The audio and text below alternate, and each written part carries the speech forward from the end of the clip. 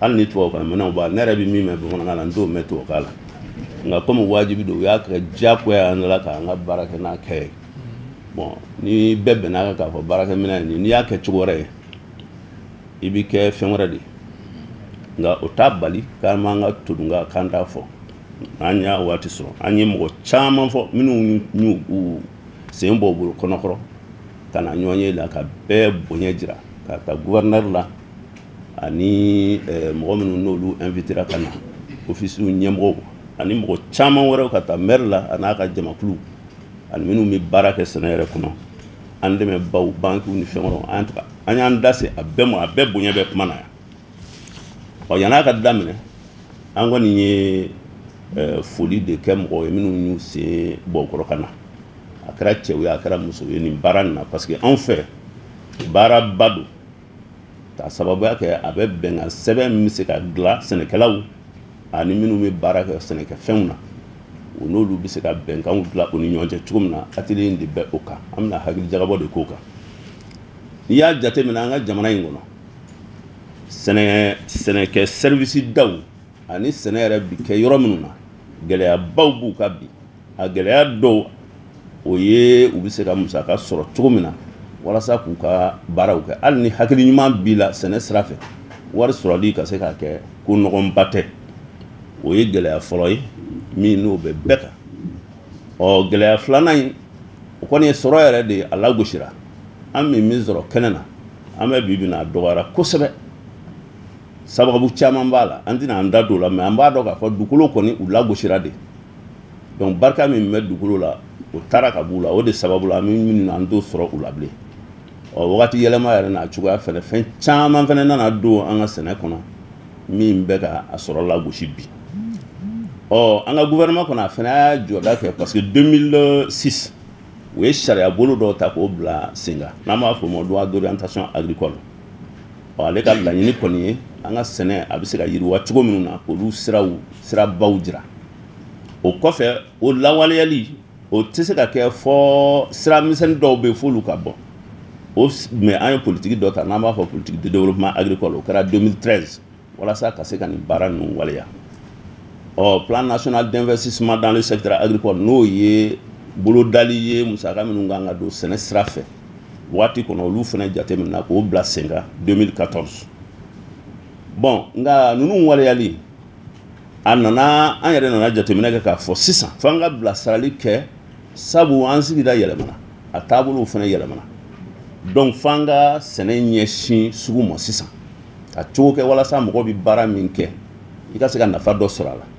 parce que baara kun ye nafa ye fɔlɔ mɔgɔ tun bɛ baara kɛ ka sɛnɛ kɛ pour que k'i yɛrɛ balo de mais yɛlɛma yɛrɛ min donna an sigida la sisan y'a dɔn kɔni ni e maa o maa n'i ma sugu sen don i ka ko la dɔ b'a jɛ o de sababu la ni hakili jigi kana ka na nin sira fɛ k'a fɔ an ka nin sigi sen kan bon an ka sɛnɛ yɛlɛma caman donna a la ɔ wa an b'a ye fana k'a fɔ tɛmɛnda wɛrɛw bɛ yen nɔ an bɛ se ka minnu lajɛ bi ka an ɲɛsin olu ma k'olu sen don sɛnɛ yɛrɛ musaka bɔli la i komi n'a fɔ kɛnyɛrɛye mɔgɔw caman bɛ yen nɔ u b'a ɲini u bɛ yɔrɔ de ɲini u bɛ se ka u ka sɛnɛ kɛ u ka k'u ka wari don yɔrɔ min na ka se ka nafa sɔrɔ a la mɔgɔ wɛrɛ bɛ se ka nafa sɔrɔ o la donc kɛnyɛrɛye tigiw olu b'a senkɔrɔ bon mɔgɔ minnu fana n'olu bɛ tɔnkulu la mais gouvernement ka tɔnw tɛ mais u bɛna ka f'u bɛna an dɛmɛ ɔ gouvernement n'u bɛ bɛn a ka de k'a fɔ bon i b'i ka baara kɛ nin yɔrɔ in na i b'i ka baara kɛ nin sira in fɛ an b'a fɔ olu ma ONG cadre d'établissement de b'u bolo bi papier dɔ de dilan k'a fɔ min ka baara kɛ nin hukumu nin kɔnɔ ni nin maa faso nin bɛ baara kɛ wa n ka baara jaabi nin bɛna sɔrɔ a la bɛnkan de bɛ don o la hakili la gouvernement yɛrɛ bɛ papier dɔw kan k'a dilan sisan ministère de l'administration territoriale b'u ka yamaruya kɔnɔ n'o nana ban tuma o tuma ONG ni projet minnu bɛ na u kan ka baara kɛ hukumu minnu kɔnɔ ɔ walasa an ka se ka encadrer parce que dɔw bɛ na k'u bɛ fɛn dɔ kɛ i bɛ t'u ye yɔrɔ wɛrɛ ou bien u ye ko wɛrɛ da la min ni bɛnkan sɛbɛn min b'an ni ɲɔgɔn cɛ n'o tɛ kelen donc u bɛ se ka contrôler cogo min na hakili la u bɛ o papier kan k'a dilan n'o nana tuma o tuma ayiwa an bɛ ka fɛn dɔw fɔ peut-être olu jaabi bɛ se ka sɔrɔ o kɔnɔ o bɔlen kɔ yen nɔ mɔgɔ minnu n'olu ka baara ye sɛnɛ ye olu minnu farala ɲɔgɔn kan k'a dɔn k'a fɔ vraiment u ka baara de don u kan k'u bolo d'u yɛrɛ kɔrɔ comme interprofession ninnu an y'a ye fɛnɛ olu fɛnɛ u jijalen don sɛnɛkɛlaw dɛmɛni na kosɛbɛ bon mɔgɔ minnu filɛ nin ye u bɛ baara kɛ gouvernement kɛrɛfɛ u bɛ dɛmɛ se a ma fɛnɛ a ka baara la a bɛɛ kan ka kɛ gouvernement ka baara in ka ni gouvernement tɛ se k'a bɛɛ kɛ wajibi i bɛ dɔ de to dɔ bolo o b'o kɛ ONG ninnu bɛna o hukumu kɔnɔ ale projet minnu bɛna nin u bɛna k'a fɔ de bon nin b'an bolo an bɛ se nin na an b'a fɛ ka nin kɛ gouvernement bɛ a ka yamaruya de di k'a fɔ i bɛ se ka nin kɛ ni gouvernement ko a tɛ kɛ a b'a ka minɛnw cɛ a bɛ taa bɛɛ y'o ye sisan an yɛrɛ comportement minnu ni ka tɛmɛ bolo minnu bɛ donc o tɛ fɛnw ye k'o ye fɛn kura ye parce que o yera gouvernement fɛ ka kɔn sisan mɔgɔw ka yeli ye i m'a ye an ye faransi gɛn ka yɔrɔ wɛrɛw gɛn an yɛrɛ hakilila k'a fɔ an ka ɲɛnɛmaya yɛrɛ tɛ taa ni ninnu tɛ mais an bɛ bibi min na hakilila wɛrɛ nana mɔgɔw la parce que an nana ye k'a fɔ u bɛna dɛmɛ min kama bɛɛ tɛna kɛ dɛmɛ ye a bɛ kɛ fɛn wɛrɛ de ye min ni dɛmɛ tɛ kelen donc yan'a ka s'o ma kabiri a daminɛ mun kan ka kɛ hakilila o ɲɛ de bɛ ka ɲini sisan bon o bɔlen kɔ yen nɔ n'i ye gouvernement ye fɛn caman ta k'a di mɔgɔw ma comme ONG ninnu ani baɲumankɛ service ninnu ka yɔrɔ dɔw d'u ma k'a f'u k'a kɛ nka o bɛɛ ni a ta an y'a ye k'a fɔ wasa tɛ ka sɔrɔ comme ni ye Ifirisi président ka kuma mɛn a b'o de taamasiyɛnw jira quoi fɛn kura tɛ hakilina in partagelen don bɛɛ fɛ a waleyali de bɛ dɔw bolo wa hakilila u ma ɲinɛ a kɔ parce que an yɛrɛw ɲɛ bɛ taamasiyɛn caman na min b'a jira k'a fɔ n'i ta k'an da i b'i ka minɛnw jɛ ka taa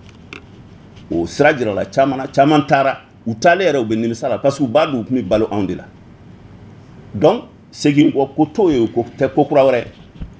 o kɔni bɛ na continuer dayimu kayimu fo ka taa Alahu Taala yɛrɛ ka waati se n'a bɛ se ka dan sira la waati min na an bɛ bibi min na an kan ka miiri an yɛrɛ ka sɛnɛ taacogo la parce que yɛlɛma caman y'olu fɔ sisan a bɛ sigida yɛlɛmaw la a b'an yɛrɛ ka baara kɛcogow la ani an ka laɲiniw olu fana yɛlɛmana mɔgɔw bɛ baara kɛ cogo min na fɔlɔ ani sisan u yɛlɛmana donc o la diyagoya don fɔ an minnu bɛ sɛnɛko ɲɛfɛ an ka hakili kuraw de ɲini min bɛ se ka mɔgɔ dɛmɛ ka bɔ o gɛlɛya ninnu kɔnɔ n'i y'a lajɛ an ka nka jaabi de di ɲininkali dɔ la o ye an kan ka mun kɛ pour que k'an ka sɛnɛkɛla ninnu k'u dɛmɛ walasa u ka taa u ka baara kɛ u ni sugu ka hakililaw ka se ka tali kɛ ɲɔgɔn na walasa nafa bɛ se ka sɔrɔ u ka baara la parce que caman b'a fɔ sɛnɛ kɔni buguri baara de don i bɛ sɛgɛn i tɛ fɛn sɔrɔ a la maintenant pour que ka fɛn sɔrɔ an kan k'u bila sira jumɛn kan pour que sɛnɛ yɛrɛ ka se ka kɛ fɛn ye min bɛ diya adamadenw n'u b'u ɲɛsin a ma k'a fɔ b'u ka balo ɲini a la donc o ye ɲininkaliba de ye pour que k'o jaabi fɔ an ka contrat de ɲini yanni k'i ka foro da i k'a dɔn ni n ye nin sɛnɛ ni n ye nin hakɛ in sɔrɔ min mun sɔrɔ a la jɛni min bɛna san n bɛ taa n'a ye sugu jumɛn na bi ɲɔgɔnye a b'o de kan n'o kɛra a bɛna kɛ sababu ye mɔgɔw ka sɔrɔ a bɛ kɛ sɔrɔ basigilen ye u bɛ baara kɛ ni hakilisigi ye mais n'a fɔra e k'i ka fɛn dan i t'a dɔn jaabi min na bɔ a la i t'a dɔn fɛnɛ n'i nana sɛnɛ hali n'a caman sɔrɔ e bɛna mun de kɛ a la a bɛ kɛ kamanagan de donc o de sababu la hakili jagabɔ in bi nafaba bɛ a la mais pour que nin baara in ka se ka ɲɛ sɔrɔ mɔgɔ minnu n'olu bɛ baara kɛ sɛnɛfɛnw kan k'a ta sɛnɛni na fo ka taa a feereli ni a sanni feereli ninnu n'a baara ninnu a n'a bayɛlɛmani ninnu fo tigilamaw bɛɛ de k'u bolo don ɲɔgɔn bolo u ka baaraw ka se ka taa sira kelen fɛ u k'a dɔn k'a fɔ karisa bɛ baara la n'a tilala dɔrɔn ne bɛ nafa sɔrɔ a la wa a fɛnɛ ka dugawu kan ka kɛ k'a dɛmɛ walasa min b'a sɛnɛ nin ye o ka fɛn sɔrɔ parce que n'o ye fɛn sɔrɔ ale fɛnɛ ka fɛn sɔrɔ b'o la donc n'an ye mɔgɔw ka nafaw gulon ɲɔgɔn na ten a ka ca la an bɛ min ɲini an bɛ se k'o sɔrɔ hali an ka sɛnɛfɛnw qualité a bɛ se k'o bayɛlɛma k'a sababuya kɛ ni mɔgɔw mago bɛ fɛn min na i b'i ka sɛnɛ de kɛ k'a bɛn o ma comme ça n'i nana n'a ye sugu la musaka t'a la i bɛ min ɲini i bɛ se k'o sɔrɔ nka ni min ɲininen don sugu la ni e ta kɛta n'o ma bɛn i bɛ baara lankolon de kɛ wa o de ka ca i bɛ caman ye a bɛ wɔsi a ka foro la mais a tɛ fɛn sɔrɔ a la n bɛna misaliya suru dɔ di ne bɛ Baginda Baginakaw filɛ ni ɲinɛ ni dɔ ye fɛn sɔrɔ jaba la dɔrɔn bɛɛ bɛ ɲɛsin jaba bɔn san wɛrɛ an b'a sɛnɛ ten ala an t'a dɔn an bɛ taa n'a ye so ko non wo ni n'ala taara n'a ye dɔ sɔrɔ a la karisa yɛrɛ u b'o de f'i ɲɛna wa bɛɛ b'i ɲɛsin a ma k'a fɔ i bɛ taa n'a ye wo nin na kelen la i bɛ taa feere min ma i t'o yɛrɛ dɔn n'a cayara dɔrɔn o sannikɛlaw bɛ se ka fara ɲɔgɔn kan k'a fɔ ko non ko jaba binna nin dɔgɔkun nin na jɛni y'a bin olu de don yɔrɔ sɛnɛkɛlaw y'u ka sɛnɛ kɛ ka na n'a ye ka ban binni ni wulili jumɛn b'o la bilen a da ye min ye a y'a to o da kelen la ye donc ne hakili la an bɛ baara min na a bɛna se ka anw dɛmɛ ka bɔ nin fɛn fasugu kɔnɔ k'i ɲɛtugu ka baara kɛ a b'an b'o kɔnɔ o kelenye n'i ye a lajɛ an ka jamana a cɛmancɛ jiri de ye sɛnɛ c'est vrai an b'a fɔ ko fɛn wɛrɛw bɛ yen dɛ n b'a dɔn k'a fɔ sécurité ko ba de don courant ko fɛn ba de don n'an ma basigi sɔrɔ fu de don o de sababu la fɛn o fɛn bɛ kɛ k'o bɛ taa basigi sira fɛ an y'o de bila ɲɛfɛ k'a fɔ baara bɛ kɛ o de ka fɔlɔ n'an basigira maintenant an ka sɛnɛkɛyɔrɔ an bɛ cogo kɛ pour que basigi fana bɛ se ka na olu kɔnɔ mɔgɔw ka se ka t'u ka baara kɛ ka fɛn sɔrɔ pour que k'an balo i y'a lajɛ Mali kɔnɔ an ka budget caman kun bɛ taa agriculture la fɔlɔ a nana se yɔrɔ dɔ la Malabo an ka ɲɛmɔgɔw de bɛnna kan k'a fɔ budget la n'i y'a tila a kɛmɛ sigi o kɛmɛ sigi bɛɛ k'i jija tan o ka don sɛnɛ na parce que u y'a jateminɛ an ka yiriwali a dulonlen bɛ sɛnɛ de la ni min tɛ bagan marala ye o ye sɛnɛkɛla ye walima i b'a sɔrɔ a bɛ jiri baara kɛ walima a bɛ jɛgɛ baara kɛ bon nin baara minnu filɛ nin ye n'an ye ninnu bila kɔfɛ an ka yiriwali kɔni tɔ k'a jɛ de don u bɛnn'o kan Malabo o sariya taara bɛɛ y'i ta kɛ min bɛ se ka min kɛ i b'o kɛ a bɛ se ka taa dɔw y'a kɛ u b'a di nɔgɔ la dɔw y'a kɛ u bɛ minɛnw san ka di u ka mɔgɔw ma dɔw y'a kɛ u bɛ yɔrɔ labɛn ka di u ma dɔw y'a kɛ u bɛ siraw yɛrɛ labɛn dɔw bɛ magasin yɛrɛ jɔ pour que u ka sɛnɛfɛnw bɛ se ka bila a kɔnɔ cogo min a ka ca sira min n'i bɛ se ka sɛnɛkɛla dɛmɛ mais i yɛrɛ b'a dɔn i ka jamana réalité ye min ye i b'i ka ko kɛ k'a daminɛ Mali kɔni ye a ɲɛsin nɔgɔko de ma c'est pourquoi an sera yɔrɔ dɔ la an ko an ka hakili jagabɔ n'an bɛ se ka fɛn wɛrɛw don a senkɔrɔ min ni nɔgɔko tɛ kelen ye nka an ka baara nin caman taara nafolo bɛ don yɔrɔ labɛnni na k'a kɛ sɛnɛkɛyɔrɔ ye min ni basigi b'a kan i bɛ se ka ji don ka ji bɔ hɛrɛ la walima ji kɔni contrôle dɔ b'i bolo o baara minnu kɛra nin ye o de na kalifa ofisiw ni agence ninnu bi o yɔrɔw de tɔbɔtɔ walasa mɔgɔw ka se k'u ka dunkafa sɔrɔ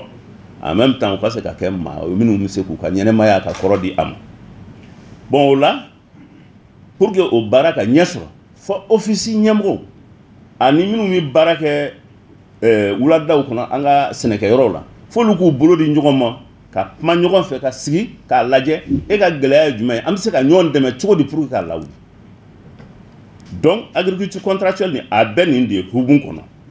n'a kɛra ten an bɛ min ɲini a ka ca la o bɛ se ka sɔrɔ bon bɛnkan de kan ka kɛ acteurs ni ɲɔgɔn cɛ minnu b'a sɛnɛ olu b'a fɔ an b'a fɛ ka sɛnɛ ka nin hakɛ in bɔ minnu b'a san olu b'a fɔ an b'a fɛ ka nin hakɛ in de san wa an bɛ bɛn a prix la fana n'a kɛra a b'a san joli n'an bɛn o kan wagati jumɛn i b'a fɛ k'a sɔrɔ donc an b'an ka sɛnɛ yɛrɛ bolo da ka bɛn sugu bɛ fɛn minnu ɲini kan ani sannikɛlaw ani bayɛlɛmakɛlaw b'a fɛ k'a sɔrɔ cogo min na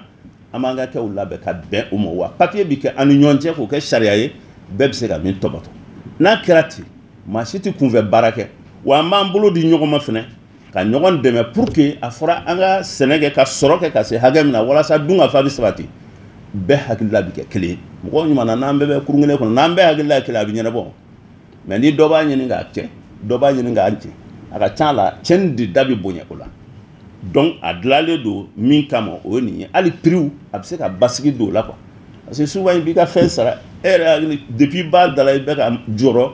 a bɛna bɛn sanga ma wa a tɛna bɛn a ma wa n bɛna sanba sɔrɔ an tɛna sanba sɔrɔ o kuma fasugu ninnu bɛ b'i bolo min kan ka kɛ pour que i ka qualité fana sɔrɔ i b'i dɛmɛ pour que i ka se ka se o yɔrɔ la bon baara o baara a n'a nafa a n'a bonyaw don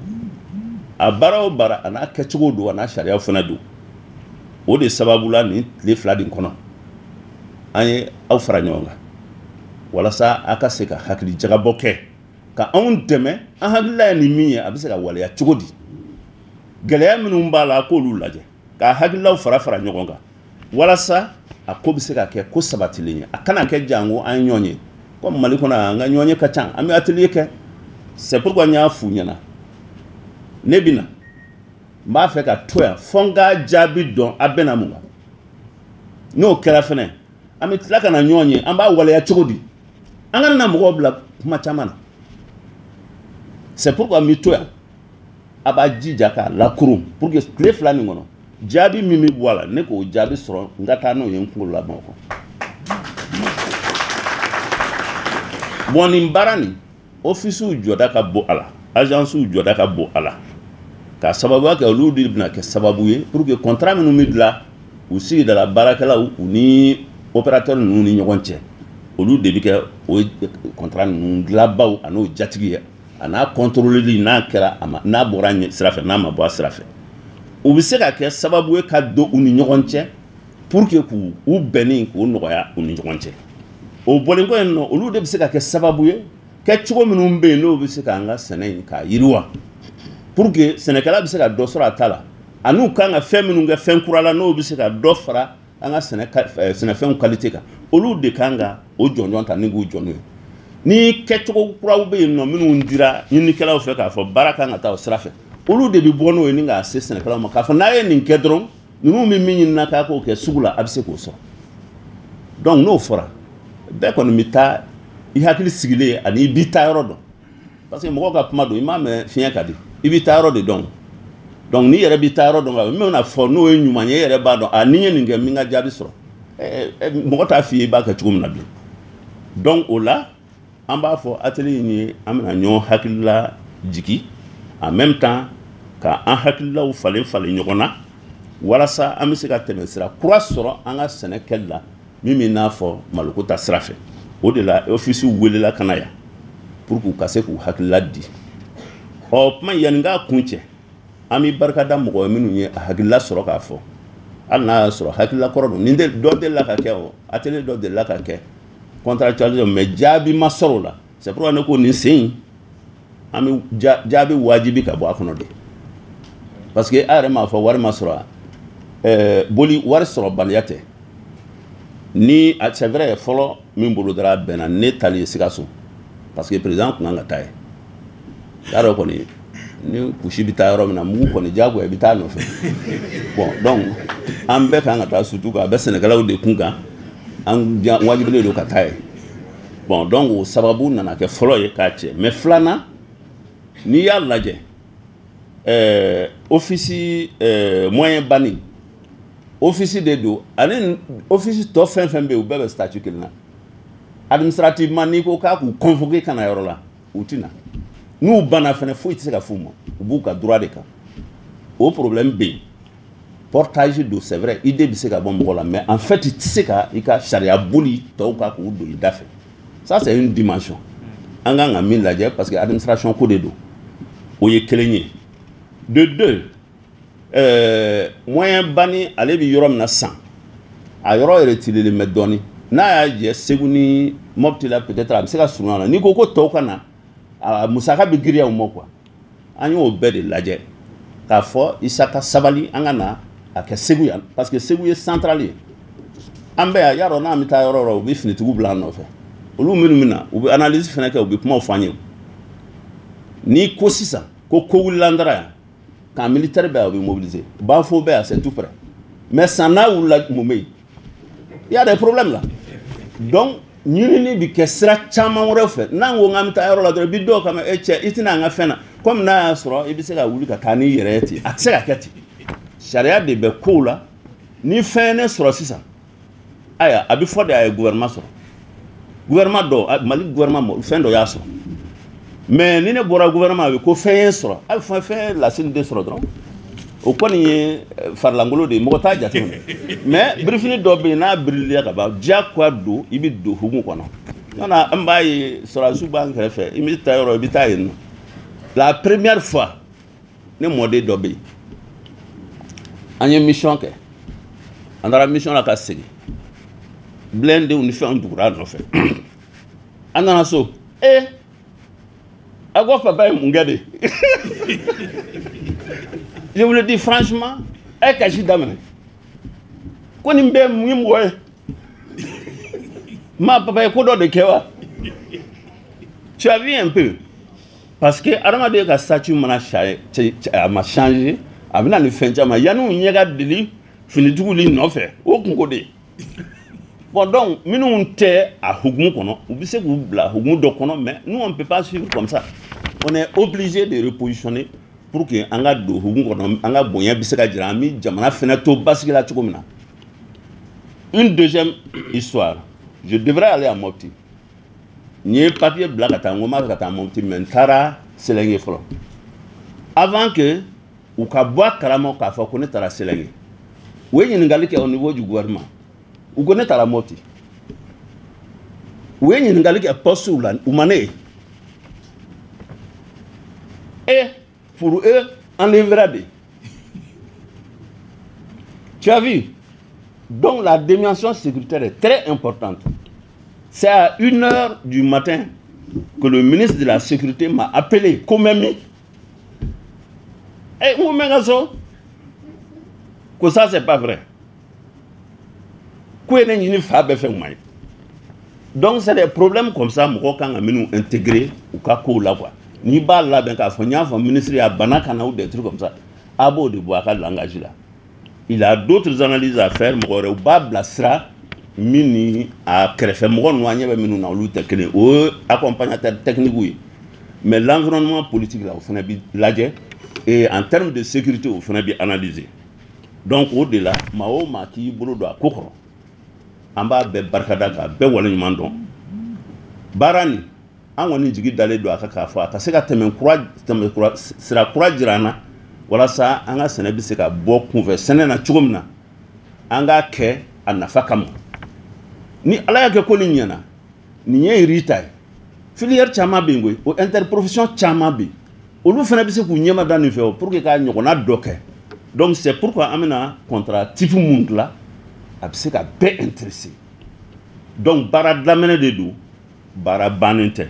Mais pourquoi ka ko na fama fo an reka amburo do akoro ka laje a se ka ta fo yoromina am se ka na fa jumen sorala ni gela u bala abolu be fo nyoye kabia comme ça na nyolu boala abi nye chugumna a se ka ta amba ambe be quoi. Donc ma kunchela an woni bi Allah taala de deli aka somya jinyu mandamo wala sanga se ka soro bakanyine Sénégalais bi se ka basigi soro chugumna